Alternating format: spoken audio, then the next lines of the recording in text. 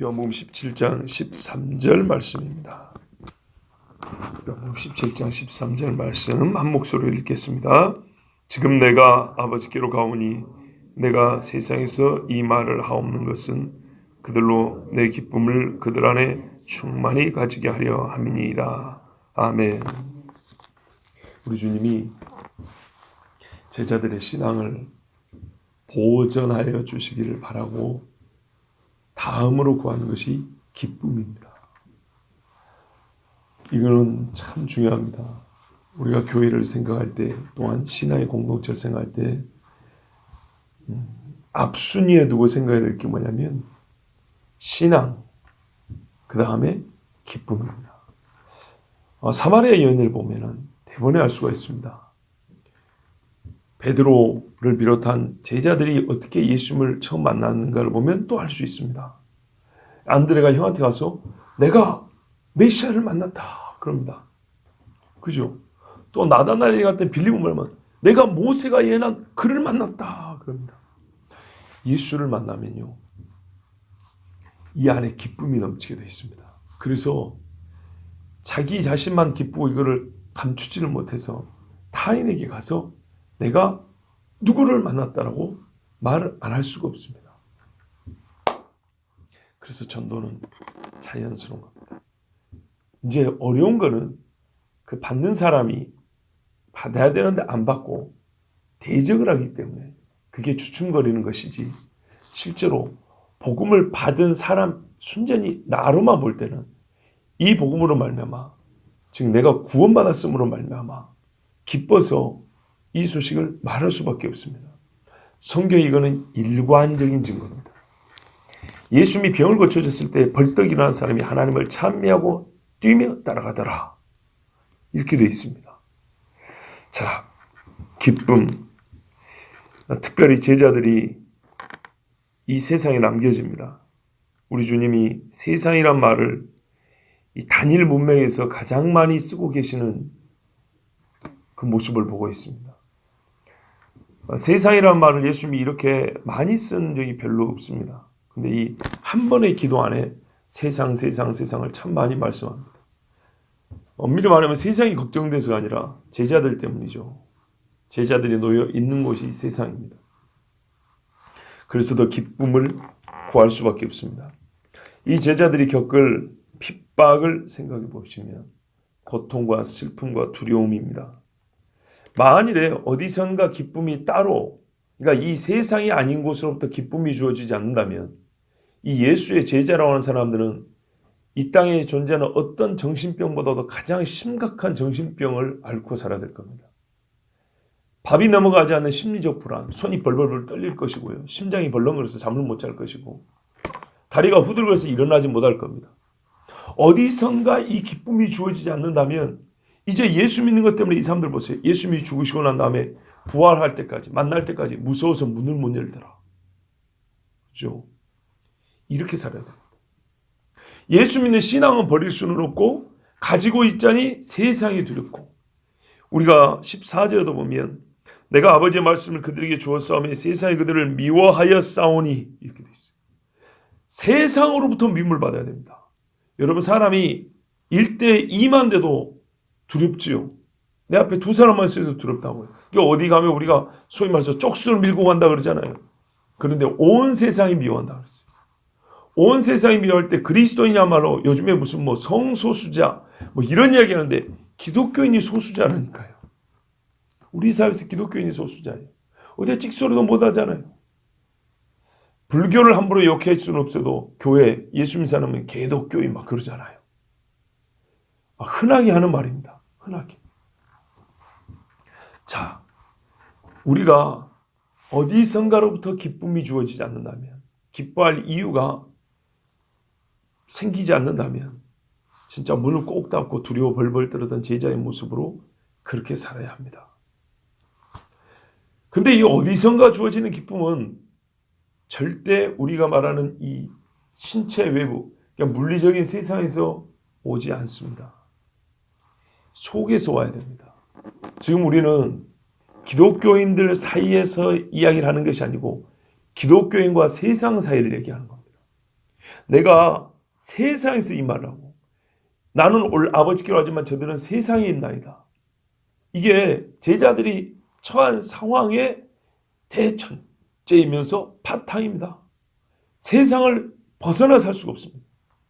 이 세상을 마주한 그리스도의 제자들에게서는 외부로부터 기뻐할 이유, 외부로부터 안녕과 안정을 취할 이유가 주어지지 않습니다. 어쩌다 한 번씩 이거를 얘기하는 게 아닙니다. 보편적인 일관성 있게 세상은 기독교인들을 미워합니다. 이 안에서부터 솟아나오는 기쁨이 아니고서는, 그리고 이것이 나로부터 시작될 수 없기 때문에 하나님께로부터 주어진 기쁨이 이 안에서 솟아나지 않으면 외부로부터 오는 두려움과 이 공포와 슬픔에 우리 몸은, 이 작은 육체는 견디지를 못합니다. 성경에 참 유력한 신뢰가 있습니다. 예레미야입니다. 예레미야는 나라가 망한다, 하나님께서 당신들 보고 회개하라 했을 때 이방도 아닌 이스라엘 전체가 미워 있습니다. 거기다가 자기 고향 사람들까지 죽인다 그랬습니다. 그래서 예레미야가 난 못하겠다 그랬어요. 그때 하나님께서 뭐라 그러셨습니까? 네가 보행자와 경주하여도 벌써 피곤하면 어떻게 말과 경주를 하겠냐? 그리고 요단 강물이 뚝이 터져가지고 뒤에 강물이 쏟아져 나올 때는 어떻게 다름질하겠느냐? 이렇게 말씀했습니다. 참 가혹하죠. 이거는 바벨론이 군대를 이끌고 쳐들어올 때를 생각하고 주신 말씀입니다. 자, 그런데요, 한 10장쯤 가면 예레미야의 마음에 어떤 변화가 일어나는지, 뭐라 하면 내가 다시는 주의 이름으로 말하지 않고 여호와 이름으로 선포하지 않을 것 같으면 내 중심이 불이 붙어서 골수에 사무치니 답답하게 견딜 수가 없나이다 그럽니다. 여기서부터 불이 나와가지고 외치지 않고는 견딜 수가 없단 말입니다. 밖의 상황은요, 하나도 안 변했어요. 왕들이 불러다가 물 없는 구덩이에 집어넣어버리고, 그죠? 막 사람들이 뺨을 때리고, 영모를 꾸민 반란자라고 잡아다 가둬버리고, 왕들이 죽인다고 막 협박을 하고. 보십시오. 하나도 안 변하고 갈수록 진짜 위험한 지경에 처해 있습니다. 그런데 뭐라 그래요? 속에서 불이 붙으니까 말하지 않고 견딜 수 없다. 예수 믿는 사람들이 그렇습니다. 바울과 실라가 그 빛이 없는 지하 감옥에서 어떻게 노래할 수 있었을까요? 외부적 환경으로는 절대 불가능합니다. 절대로. 그래서 우리 주님이 기도합니다. 사람이기 때문에 두려움으로 30년을 살 수는 없습니다. 심장병 걸려 죽습니다. 그래서 하나님은 자연스럽게 슬픈 일도 어려운 일도 잊혀지게 합니다. 잊지 않으면 사람은 이거를 모두 다 100으로 채워갖고 살 수는 없는 겁니다. 기뻐도 마찬가지입니다. 우리가 넓은 집으로 이사를 하면 아이고 좋다. 옛날에 어떤 목사님 했던 그 예화인데 제가 그대로 한번 써볼게요. 방바닥이 좋다고 아이고 좋다 이렇게 한번 쓴답니다. 좋은 집으로 이사를 하면 아이고 좋다 그런답니다. 이해하죠? 두 번째 날도 쓴답니다. 좋다 이런답니다. 또 3일째도 이때부터 좀 조심해야 됩니다. 이제 3일이 돼도 이러고 있으면 이 사람은 정신이 조금 한 달 이러고 있으면 어떻게 되죠? 그 사람 옆에 가면 곤란한 일이 벌어질 수 있습니다. 그죠? 아무리 좋아도 한 달 내내 좋다 좋다. 슬픈 일도 마찬가지입니다. 부모나 배우자가 돌아가셨을 때 슬프죠. 밥이 안 넘어갑니다. 그런데 1년, 2년, 3년 계속 눈물을 계속 흘립니까? 아닙니다. 하나님께서 자연스럽게 잊혀지게 하는 겁니다. 그죠? 그런데 기독교인들에게 말입니다. 이 핍박과 환난이라는 것은 2000년 전에도 그러고 앞으로도 있겠지만 세상의 미움은 한 번도 약해진 적이 없습니다. 잊을만 하면 또 오고 잊을만 하면 또 오고 잊혀지지 않게 주기적으로 반복되어 옵니다. 계속 옵니다. 그리고 이때는 특별히 이때나 우리 마지막 때는 태어나서 예수를 처음 믿을 때부터 죽을 때까지 외부의 사람들 세상으로부터 미움을 받아야 됩니다. 끊임없이. 이거 잊을 수가 있어야죠. 세상이 욕하고 세상이 싫어하고 미워한다는 걸 잊을 수가 있어야죠. 계속 오는데. 그렇죠.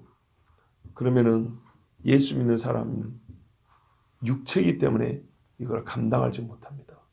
아까 말씀드린 대로 30년 동안 공포의 사회에 산다는 것은 이건 죽지 못해 사는 겁니다. 어디선가 반드시 이 감정으로 말미암아 우리의 삶이 황폐되고 이 심리적인 균형과 조화를 잃어버리는, 하나님은 그걸 원하지 않습니다. 그것을 막을 수 있는 강력한 방어력이 있어야 됩니다. 그거는 귀를 막고 산다고 되는 게 아니고 눈을 닫고 사는 게 아니라 속에서 예레미야처럼 불이 올라야 되고, 감옥에 있어도 바울처럼 찬양하고 싶은 열정이 솟아나야 되고, 주님이 나와 함께한다. 다른 거 아닙니다. 주님이 나와 함께한다. 주님이 나와 함께한다. 가정생활도 부부간에 다투기도 하고 싸우기도 하는데 정말 원수보다 더 미울 때 세상에 이런 원수가 없다고 그래서 그렇죠. 그런데요, 뭐 때문에 삽니까? 하나님이 짝지어 주셨다. 하나님이 내 남편으로, 하나님이 내 남편, 하나님이 지어져 버리면요 정말 아무것도 아닙니다. 세상의 인간관계라는 거 솔직히 우리 각자의 관계를 보세요. 하나님 빼버리면 우리가 뭡니까? 아무 상관이 없습니다. 그겁니다. 하나님이 나와 함께 하신다는 이것이 우리 마음속에서 기쁨을 일으킵니다. 하박국 선지자처럼. 이거는 세상이, 그래서 세상이 주는 것 같지 않다 그럽니다. 세상에서는 이런 류의 기쁨이 없습니다. 잠시 쾌락을 즐기는 기쁨은 있죠. 잠시 내가 원했던 걸 만족한 그런 기쁨은 있죠. 근데 그거는 잠깐이고요. 근데 이런 류의 기쁨은 우리의 인생 자체를 아주 정말로 행복하다, 안정감이 있다, 나는 두려움이 없다, 이렇게는 만들어주지 못합니다. 그래서 예수님께서는 제자들에게 이 세상의 공격과 대적으로부터 인간의 육체로는 감내할 수 없는 심리적인 고통과 두려움을 극복할 감정적 치료책 내지는 방어력을 주시는데, 그것이 나의 기쁨을 그들 안에 충만히 가지게 하옵소서였습니다. 우리가 전도할 때 좋은 인상이 유리하고요, 항상 기뻐하는 명령에 복종하기 위해서만이 아니라 세상에 있는 제자들이기 때문에 기쁨이 필요하다는 겁니다. 그리스도를 믿는 자들은 주를 인하여 구원을 받았기 때문에 1차적으로 기쁘고, 그 다음에는 그 주님과 함께 살기 때문에 기쁜 겁니다. 어떤 류의 기쁨이냐면요, 세상이 나를 핍박하는데 내가 세상을 미워하지 않는 나를 발견할 때가 있습니다. 세상이 나를 유혹하는데 그 유혹에 넘어가지 않는 나를 발견할 때가 있습니다. 근데 그게 내 힘으로 되는 게 아니라 주님이 나와 함께 하시고 나를 변화시켰기 때문에 가능하다는 것을 깨닫는 순간이 있습니다. 그때 얼마나 기쁜지요. 그죠? 교회 하나님 앞에 헌물과 헌금할 때도 이게 내가 하는 게 아닌데, 내 힘으로 이게 불가능한 것인데 하나님의 마음에 감동해서 할 때는 기뻐요. 세상적으로 보면은 내게서 뭐가 나가는데도 기쁘단 말이죠. 그래서 옛날에 염산교회인가요? 그 오신주 목사님이었어요. 오신주 목사님. 그분이 한 20년 전에 했던 설교 기억이 납니다. 사랑이 뭐냐? 기쁨으로 손해보는 것이다 그랬어요. 아, 참 거의 진리에 근접하다라는 생각이 들었어요. 사랑하고 하는 것은 손해를 보는 게, 이 주판을 뜨는 분명히 손해거든요. 근데 기뻐요. 세상에 이런 논리는 없습니다. 근데 이게 성경이 말하는 사랑이고 이게 주님이 주신 기쁨이에요. 매를 맞는데, 야, 내가 주님 때문에 매를 맞을 수 있는 인간이 되었다니, 이래 기쁜 거라고요. 근데 이런 기쁨이 없이요, 매 맞는 공포만 있으면요 못 삽니다. 신앙 지키지 못합니다. 세상에 어려운 게 예수 믿는 겁니다. 자, 여러분, 죄인으로서 죄인들 사이에서 거룩한 일을 해야 하기 때문에 그리스도인들은 기쁨이 필요하고 있어야 합니다. 죄의 악된 세상에서, 그리스도를 미워하는 세상에서 그리스도인으로 살아가야 하기 때문에 죄가 나와 부딪히는 그 접점에 서 있을 때 그죠? 죄와 의가 부딪히는 그 충돌 지점에 서 있는 자가 그리스도인이기 때문에 이 충돌을 몸으로 견뎌내야 하는 그리스도이기 때문에 반드시 하늘에서 오는 기쁨이 있어야 합니다. 성경은 이거를 희락이라고 합니다. 그러면 이렇게 설교 한마디 들으면 산소호흡기 꽂아 놓듯이 산소가 자동으로 들어가듯이 기쁨이 들어가냐? 그렇지는 않습니다. 성경에는 실천적인 방안, 그러니까는 여기서 예수님이 예를 들면 그들로 내 기쁨이 그들 안에 충만하기를 원합니다라고 기도했으면 성경 어딘가에는 분명히 우리가 주님의 기쁨으로 충만케 될 수 있는 방법이 기록이 되어 있습니다. 지금 이 말씀은 훈계가 아니고 기도문입니다. 기도예요. 아버지, 저들을 나의 기쁨으로 충만하게 하옵소서라고 기도한 겁니다. 그럼 하나님이 이 기도를 들어주시죠.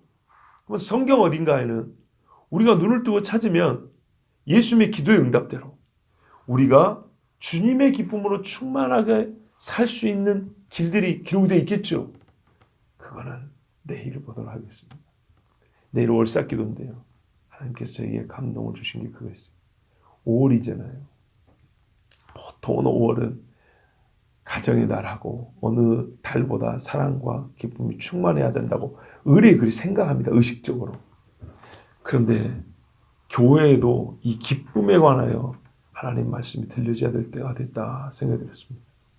제 개인적으로 기쁨에 관하여 설교를 최근 한 게 8년 전인데 더 확실히 해야 할 기쁨의 문제 이래가지고 2011년도 4월 10일 날 설교한 걸 찾았어요. 근데 그때는 아마 부활주일쯤이어서 설교를 했던 것 같습니다. 그러고 보니 이 중요한 주제를 내가 한 번도 우리 교회에서 설교한 적이 없구나. 우리가 실제로 신앙생활하면서 기쁨을 누리긴 하는데 하나님의 말씀을 통해서 듣는 것도 필요하단 말이죠. 들으면서 누리는 것이 맞는 거죠. 오늘 이 말씀, 그래서 내일 한 번 더 볼 것인데요. 산소호흡기 꽂는 것처럼 자 오늘 설교 들었으니까 마음이 그냥 기뻐지냐? 그렇진 않아요. 물론 말씀 자체를 들을 때 우리 마음에 이 말씀을 듣는 즐거움이 있기 때문에 기쁨이 있기도 해요. 근데 문제는 세상이란 말입니다.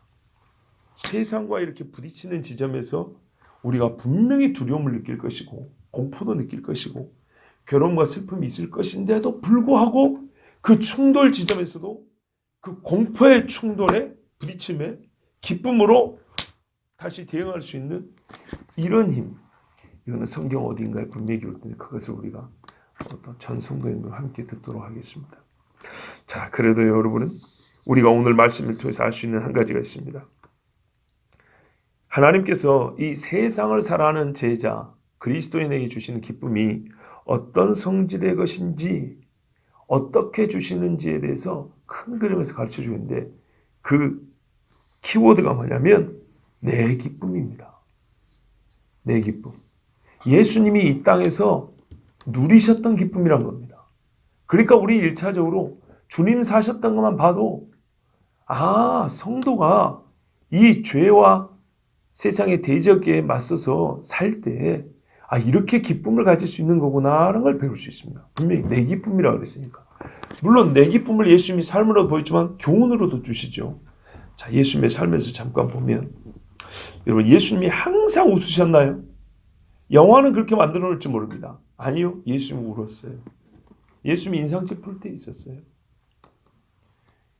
예수님이 이 땅에 계실 때 항상 평정심을 유지했습니까? 아닙니다. 분노하고 화를 내실 때도 있었습니다.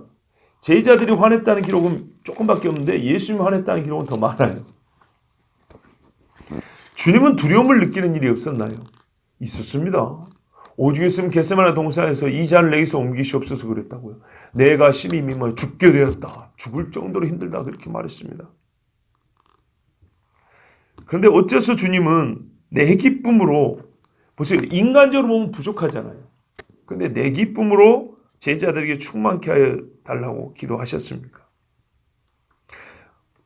언제나 기쁨이 있었던 것도 아니고 항상 충분할 정도로 기쁨을 유했던 것도 아닌 것 같은데 왜 내 기쁨이라고 했을까요? 여기서 우리가 깨닫는 한 가지 있습니다. 기쁨이라 하면 항상 웃고 있어야 한다. 기쁨이라 하면 항상 얼굴이 해맑게 빛나고 있어야 된다라는 것을, 그 이미지를 떠오르는데 그것이 아니라는 걸 깨닫습니다. 기쁨은 감각에 의해서 유쾌해지는 것이죠. 그래서 불쾌감이 사라지는 것으로 우리가 생각하는 경우가 많습니다. 쉽게 말하면 그런 거죠. 불쾌는 없고 유쾌함이 있다는 거죠. 그런데 기쁨은요, 그 반대되는, 기쁨에 반대되는 감정을 일으키는 상황 속에서도, 이게 아까 말씀드린 외부에서 막 몰려들잖아요. 그래서 툭 뚫고 올라오는 그 반대되는 감정을 뚫고 올라오고 이 일 다음에 있을지를 생각하며 기대하는 감정도 포함합니다. 무슨 말이냐면, 스데반이 돌을 맞을 때 사람들이 돌 들고 들어올 때 두려웠겠죠. 근데 뭘 생각할까요? 내가 이 돌을 맞지만 혹 죽더라도 주님 앞에 간다 라는 것 때문에 기뻐한다는 겁니다. 그러니까 그리스도인들을 충돌하여 오고 대적하면 내 심정과 심리를 아주 괴롭게 하는 그런 외부적 상황이 있는데, 이 속에서 뭐가 특별하냐면 이것은 잠시뿐이요. 이 환경 자체가 지금 변하지는 않았어요. 이 다음에 있을 하나님의 약속에 대한 기대 때문에 속에서 이 두려움과 공포를 이겨내는 힘이에요. 이것까지 기쁨이라는 겁니다. 그냥 항상 웃는 얼굴로 물건 판다 하면 이제 물건 팔라고 웃으면서, 그것이 기쁨이 다가 아니에요.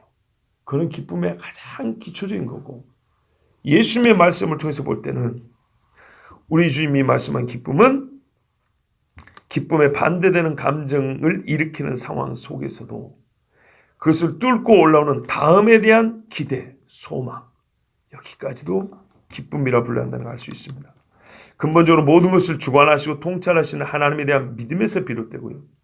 그래서 예수님은 어떤 일에서도 한 번도 아버지와의 연합과 동행을 의심한 적이 없었고 그 삶을 끊은 적이 없었습니다. 끊어진 적이 없었습니다. 바로 이게 예수님이 가진 기쁨입니다. 근원적이고도 또한 최종적으로 하나님의 선하심에 의하여 주의 의를 이루는 끝이 올 것에 대한 확신은 우리 주님이 소유하신 기쁨이었습니다. 즉, 아버지가 나를 버리시고 내가 죽은 자가 되어 땅에 묻히더라도 반드시 아버지가 살리신다라는 것이 기쁨이었습니다. 제 말이 거짓말이 아닌 게, 지금 우리 주님이 이 마지막 만찬하면서 뭐라 하냐면 나는 영광 받을 때가 왔다. 그죠? 그때가 가까이 오기 때문에 나는 기쁘다. 이런 식의 표현을 한 구절을 우리가 읽은 적이 있습니다. 뭐 기쁨이란 말을 정확히 말하지 않지만 내용상 그렇습니다. 내가 기다려온 순간이고, 그리고 내가 이 일로 말미암아 아버지께로 가고 너희는 세상에 있을 건데, 그래야 내가 처소를 예비하여서 너희를 다시 만나러 올 것이고, 아주 기대에 찬 목소리죠. 이게 있었기 때문에 물론 조금 있다가 겟세마네 동산에서 또 죽음이 임박해 올 때 막 두려워했지만 어떻게 해요? 끝내는 아버지의 뜻대로 하옵소서 할 때 이 아버지의 약속에 대한 확신 속에서 주님은 그 두려움을 이겨낼 수 있었습니다. 그리고 보세요. 사람들이 잡으러 와서 어떻게 해요? 굉장히 평정심을 유지한 상태에서 말씀하시죠. 그죠? 너희가 누구를 잡으러 왔느냐? 나무라기까지 합니다. 도둑놈 잡으러 온 것처럼 검과 몽치를 가지고 왔느냐? 나는 여기 있다. 나를 데려가고 이 사람들은 놓아라. 이렇게 명령을 합니다. 그래서 요한복음은 사자복음이라고 말한 이유가 여기 있습니다. 전체적으로는 부드러운 필치로 기록된 것 같은데요. 예수님이 이 부드러운 필치로 기록됐지만 예수님의 선포는 그 어떤 복음서보다 강하게 기록이 되어 있습니다. 그래서 사자복음이라는 말이 그 별명이 붙은 겁니다. 또 우리가 한 가지 기억하면 좋은 것이 있는데, 사람의 감정 중에 분노는 모든 감정을 이겨버립니다. 모든 감정. 예를 들어볼까요? 좀 속된 것이라도 좀 기분은 별로 안 좋습니다만, 우리가 흔히 하는 로또에 당첨됐다 하자고요. 그러면은 그 돈 찾으러 은행 갈 때 택시를 탔을 때 얼마나 좋겠습니까? 싱글벙글 싱글벙글 그러죠. 근데 그 순간 말입니다. 오늘 아침에 이웃하고 뭐 때문인지 하여튼 쌍욕을 하면서 싸웠어요. 그게 딱 생각나면 어떻게 하죠? 대부분 기분 나빠져 버리죠. 아이 그래도 좋아 로또에 당첨 이러진 않아요. 로또는 로또고 그 인간은 내가 한번 이렇게 나오죠. 사람의 감정 중에 모든 감정을 누르고도 남는 감정이 분노입니다. 그러므로 기뻐하기 위해서는 먼저 분노를 이겨내야 되고요. 분노할 것을 스스로 만들지 않아야 한다는 것을 우리가 경험적으로 깨닫습니다. 그래서 성경이 뭐래요? 분노를 품더라도 해가 지도록 품지 말라 그러죠. 성경에 이런 말씀이 있거든요. 사람이 침상에서 악을 행할 것을 궁리하더라. 성경에 별의별 말씀 다 있죠. 그럼 어떻게 해요? 그 다음이 악으로 시작을 해요. 그 다음 날이. 분노는 근원적으로 자기 욕심을 이루지 못하면서 비롯되는 겁니다. 가인과 아벨을 보세요. 나 하나님 앞에 받을 거 받아야 되는데, 나 하나님 앞에 칭찬받아야 되고 의롭다 인정받아야 되는데, 나 제사 잘 지냈다 해야 되는데, 아벨이 자기한테 잘못한 거 없어요. 자기가 원하는 바를 얻지 못했을 때 화가 나기 시작을 해요. 그러므로 성경은 이렇게 말합니다. 자족하는 것을 배우면 범사에 유익하다. 그렇죠? 경건은 이생과 내세 유익하고 자족하는 것을 배우면 유익하다 그럽니다. 말씀대로 탐심을 버려야 하고 자기 의를 버리는 일이 앞서야 합니다. 그러면 분노를 많이 줄일 수 있습니다. 그러면 그와 상응하여 주님이 말씀하신 기쁨의 삶을 더 살아갈 수가 있습니다. 우리 주님은 하나님의 이름과 의를 위하여 육체적 부족함에 대하여 실망한 적이 없고 그것을 원함으로 스스로 분노할 거리를 남겨둔 적이 없습니다. 항상 그런 것은 제가 하셨습니다. 그 외에 주님의 기쁨에 대해서는 아까 말씀드렸는데 내일 전하겠습니다. 마침에 한 가지만 말씀드립니다. 주님은 기쁨의 이유를 밖에 두지 않으셨고 안에 두셨다 그랬습니다. 그러니까 우리가 기뻐할 것을 우리 안에 두신다 그랬습니다. 그 말은 예수님 본인도 기뻐할 이유를 안에 가지고 있었다는 것입니다. 아까 이미 말씀드렸죠. 우리 주님은 항상 하나님께서 나와 함께 하신다. 아버지가 내 안에, 내가 아버지 안에. 실제적으로 이 교훈이 제일 중요합니다. 예수 믿고 살면서 믿지 않을 때보다 더 괴로운 일이 많습니다. 물론 아니까 괴롭는 것이죠. 실제로는 예수 안 믿을 때는 몰라서 그렇지 괴로운 일이 많습니다. 야, 지옥 가는데요. 내가 죄로 말미암아 이 깡패들이 남한테 주먹질하고 칼질하면서 돈 뺐잖아요. 그때는 재밌죠. 모르니까요. 다른 사람 칼에 의해서 자기 몸이 상할 걸 모르니까요. 모르니까 재밌다고 하고 이제 예수 믿으면서 이것저것 다 끊어야 되고 시간 지켜서 예배 드려야 하니까 힘들다고 그럽니다. 그런데요. 그게 훨씬 기쁨이고 훨씬 즐거운 일이죠. 보세요. 내가 남한테 칼에 맞아 죽는다는 것을 알게 되면 얼마나 이게 기쁜 일입니까? 근데 장래를 모르기 때문에 내가 남을 칼로 해할 것만 생각하고 내가 해를 받는다는 걸 모르면 그때가 좋았지. 그때 내가 그래도 힘꽤나 쓰면서 이런다고요. 그거는 기쁠 일이 아닙니다. 그거는 우리의 영혼의 결국을 몰랐을 때 무지로 말미암아 재밌고 기뻤다고 하는 것입니다. 그리고 이제 알고 나니까 그와 같은 일은 험한 것이고 이제 그것들을 이기면서 살아가니까 육체가 힘든 거예요. 근데 성령이 함께하면 어떻게 하냐? 그 육체가 힘든 것도 이제 곧장 이겨내게 됩니다. 그래서 그때는 힘들면서도 어떻게 하면 기쁨으로 이겨낸다니까요. 다시 말씀드립니다. 힘들지 않다는 게 아니에요. 예수 믿는다고 항상 번글번글하고 이렇게 사는 게 아니에요. 그거는 바보죠. 예. 아무것도 모르면 그냥 방글방글 웃고 살 수 있는데요. 죄가 보여요. 허물이 보이고 세상이 악한 것이 보이고 내가 그 속에 있으면 몰랐는데 나와서 보니까 하나님이 주신 의 때문에 불의가 보여서 괴로운 거예요. 선지자들 보세요. 선지자들 중에 누가 방글방글 웃고 살았냐고요. 한 명도 없어요. 다 괴롭게 살았어요. 그런데 그 속에 뭐가 있어요?